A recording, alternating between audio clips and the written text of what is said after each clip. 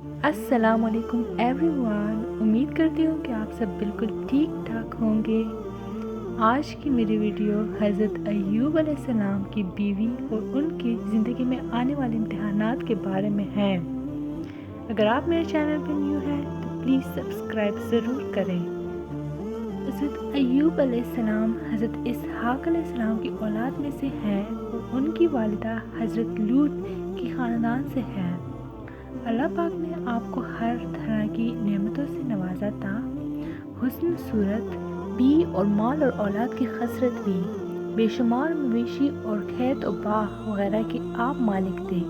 जब अल्लाह पाक ने आपको आजमाइश और इम्तिहान में डाला तो आपका मकान घिर पड़ा और आपके तमाम फर्जंदान इसके नीचे दब कर मर गए और तमाम जानवर जिसमें सैकड़ों ऊँट और हज़ारों बकरियाँ थीं सब मर गईं।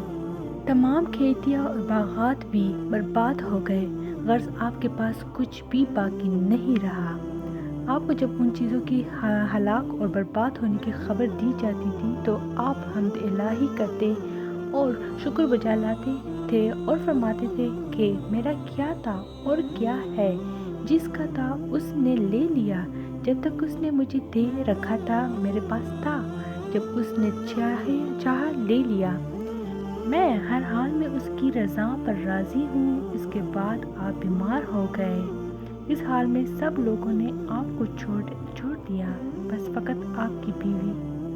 उनका नाम रहमत बिन्त अबीम था, जो हज़रत यूसुफ की पोती थी। आपकी खिदमत करती थी।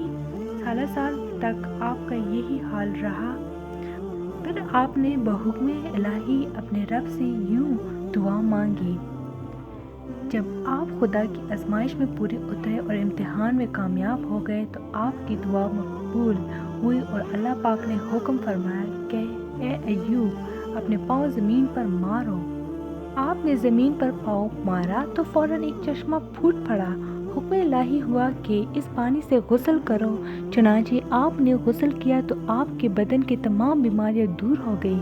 फिर आप 40 कदम दूर चले तो दोबारा ज़मीन पर कदम मारने का हुक्म हुआ और आपके कदम मारते ही फिर एक दूसरा चश्मा नमूदार हो गया, जिसका पानी बेहद ठंडा और नहायत लजीज था।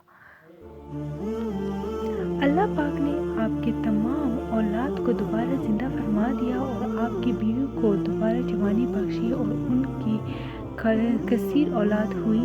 फिर आपका तमाम हलाक शुदा माल और मवेशी और असबाब और सामान भी आपको मिल गया, बल्कि पहले जिस कदर माल और दौलत का ख़जाना था उससे कहीं ज़्यादा मिल गया।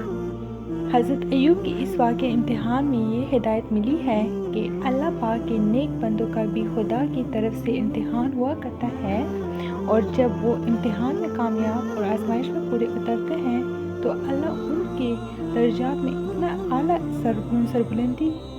आला सरबुलंदी अता फरमा देता है कि कोई इंसान उसको सोच भी नहीं सकता। तो ये थी मेरी आज की वीडियो। उम्मीद करती हूँ कि आप लोगों को वीडियो अच्छी लगी होगी और मेरे चैनल को लाइक, शेयर एंड सब्सक्राइब ज़रूर करें। Stay tuned for more. Thanks for watching.